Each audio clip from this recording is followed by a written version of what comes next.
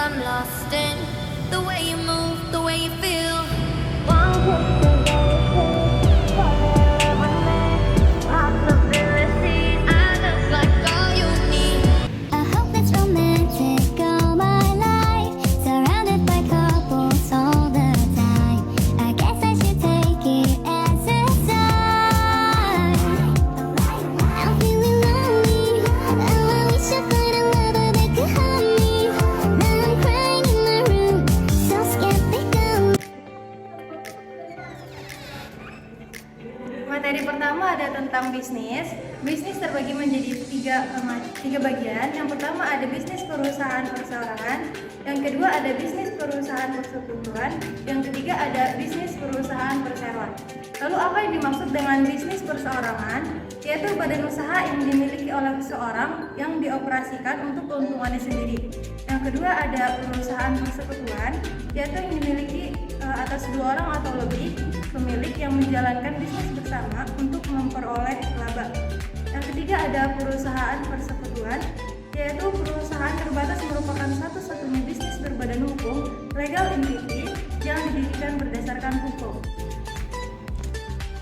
Selanjutnya ada lingkungan perpajakan, yaitu hukum pajak yang terkait diantaranya. Yang pertama ada pajak penghasilan, yang kedua ada depresiasi, yang ketiga ada amortisasi dan deflasi, yang keempat ada pembiayaan dengan utang dan penghasilan dividen. Selanjutnya pajak penghasilan terbagi menjadi dua. Yang pertama ada penghasilan kena pajak atau PKP. Suatu badan adalah pendapatan dikurangi semua biaya. Yang kedua ada tingkat pajak adalah sebesar persentase tertentu dari PKP yang harus dibayar dalam bentuk pajak.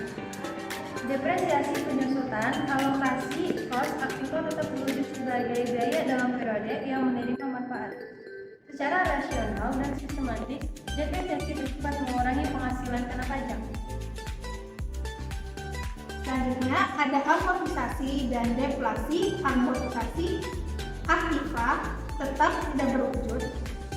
Alokasi biaya aktiva tetap tidak terwujud sebagai biaya dalam periode yang menerima manfaat secara rasional maupun sistematis.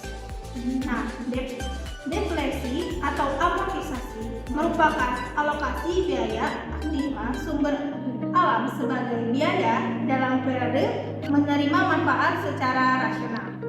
Deflasi mengurangi pajak. Akibatnya, biaya dengan utang dan penghasilan dividen, pembelanjaan dengan utang dapat mengurangi PKB atau penghematan pajak.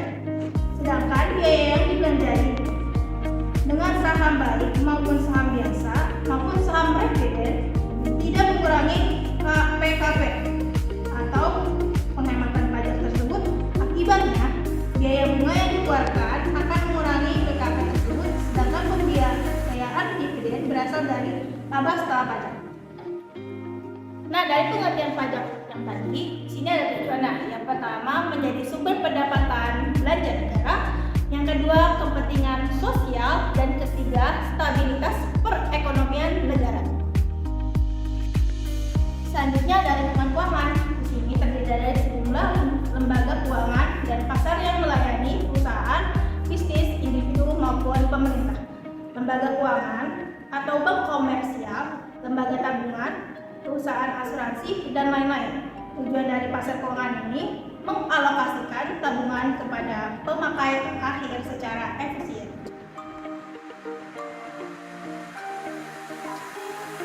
Beberapa hal yang perlu diketahui oleh manajer keuangan dalam lingkungan keuangan. Yang pertama, ada pasar uang dan pasar modal, yaitu pasar uang berhubungan dengan pembelian dan penjualan surat obligasi, perusahaan swasta dan surat berharga yang dikeluarkan pemerintah berjangka pendek. Contoh surat berharga berjangka pendek yaitu commercial paper, bankers acceptance, dan line of credit. Yang kedua, ada return dan risiko pada pasar keuangan, yaitu pasar keuangan mengalokasikan dana berdasarkan harga atau yang diekspresikan dengan return yang diharapkan dan risiko. Lalu ada perbedaan dalam risiko kegagalan, yaitu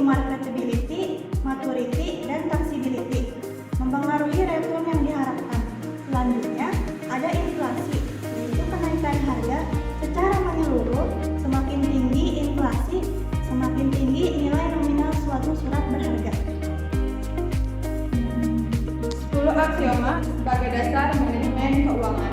Yang pertama, keseimbangan risiko dan pengendalian. Yang kedua, nilai waktu uang. Yang ketiga, uang kas atau bukan besarnya laba. Yang keempat, tambahan arus kas. Yang kelima, kondisi persaingan. Yang keenam, pasar modal yang efektif. Yang ketujuh, masalah keagenan. Yang kedelapan, perpajakan yang berdampak pada keputusan bisnis. Yang kesembilan, tidak semua risiko sama. Dan yang ke-10, melakukan sesuatu yang benar adalah perilaku yang etis dan ada banyak dilema etika dalam manajemen keuangan.